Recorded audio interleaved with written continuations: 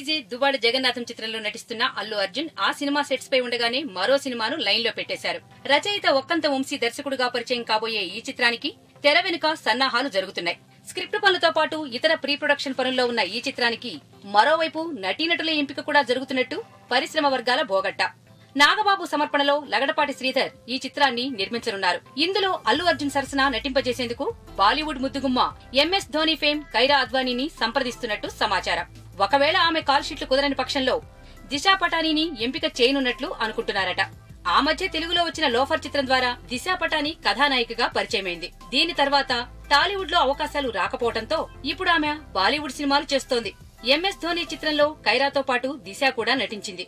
మొత్తం మీద వీరిద్దరిలో ఎవరో ఒకరిని అల్లు అర్జున్ సరసన కథానాయికగా ఎంపిక చేయటం ఖాయమనిపిస్తోంది. అలాగే బాలీవుడ్ జంట సంగీత దర్శకులైన విశాల్, శేఖర్ల పేర్లు కూడా ఈ చిత్రానికి పరిశీలనలో ఉన్నాయని అంటున్నారు. లోగడ వీరు తెలుగులో చింతకాయల రవి చిత్రానికి పనిచేసిన విషయం గుర్తుండే ఉంటుంది. వైవిధ్యం కోసం వీరిని ఎంపిక చేయాలన్న తలంపుతో చిత్ర బృందం ఉందట.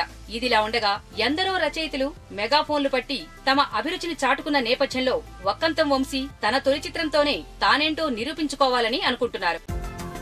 ఈ వీడియో గనక మీకు నచ్చినట్టయితే లైక్ చేయండి, షేర్ చేయండి, సబ్స్క్రైబ్ చేసుకోండి.